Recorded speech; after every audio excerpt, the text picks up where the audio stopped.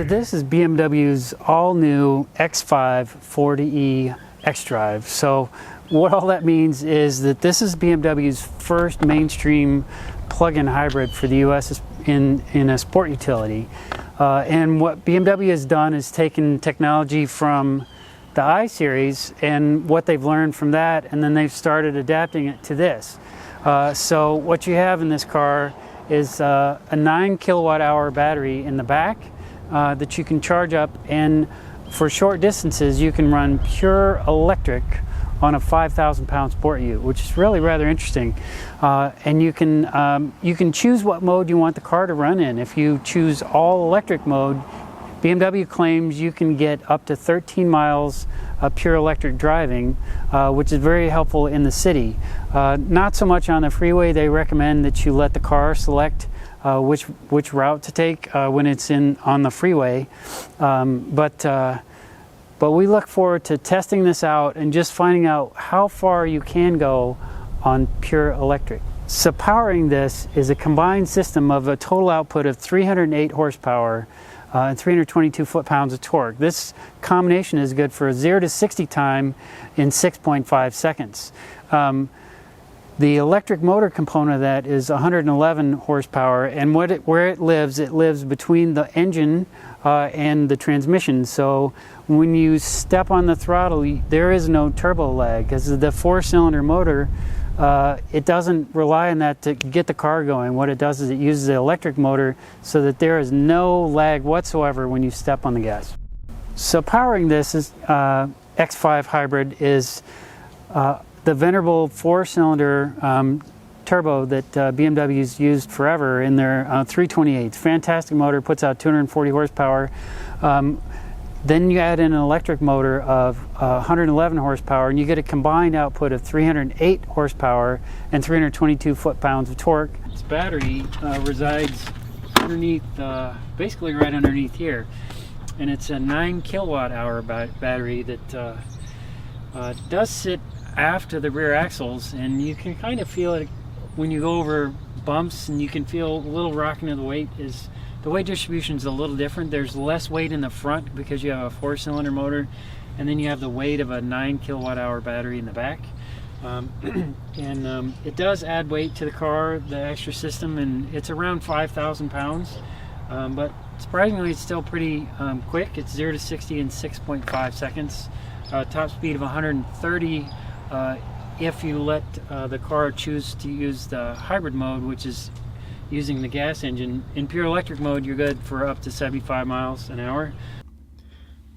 So we started out the day with a fully charged battery, and we are down to 13% total charge of the 9 kilowatt hour battery, and we've gone about 14.3 miles. This has been all in town low speed driving, so now we're gonna go drive through this park until we kill it. So first thing I got to make sure, since I just restarted the cars, make sure we're in maximum iDrive. So it'll be interesting to see if the car lets you get down to 0% and then it kicks on the motor, or what the exact mechanism for how the car turns the motor on when the battery goes out on maximum iDrive. I wondered what the brake energy regeneration, or if it would have much of an electric car driving feel when you're all in maximum iDrive mode. But when you let off the gas, and this, it really just behaves like a normal sport ute in terms of it wants to just kind of coast. It's not going to use the friction and slow the car down while charging the battery. It's just going to kind of auto run and coast, and it will charge a little bit going down a hill, but not a whole lot. Up there, just kicked on, and it kicked on at 5%, and we're at 68 miles, and we started at 52. So I made it 16 miles before the engine kicked on. We need to do the same test, pretty much just pure highway, and see if I get a better range. When the battery runs out of power, which is about 5%, the engine will kick on. And when the engine kicks on, it's very, very, very subtle. The transitions are very smooth. The power delivery is really not changed. Wherever you are in the throttle, you will still feel however much acceleration you're calling for, and the transition is very, very smooth. Alrighty, here, so engaging maximum E mode. So auto eDrive, and then the next up is maximum eDrive. You can see it right down in there. See our battery percentage is 97%. The mileage is 105.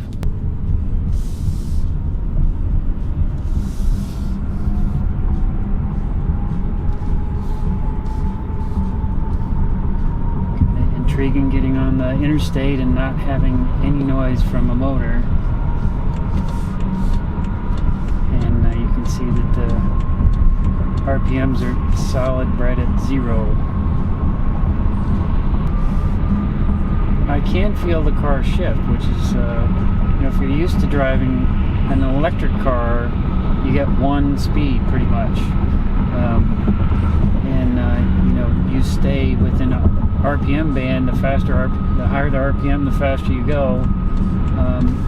But in this car, in electric mode, it takes advantage of the 8-speed transmission and will shift to stay in a more efficient range. So I'm curious to see how efficient it is on the interstate. BMW leads me to believe in their press statements that on the interstate it is less efficient being in all electric mode than it is letting it do the auto E, where it bounces back and forth between the gas and whatnot. But we will see.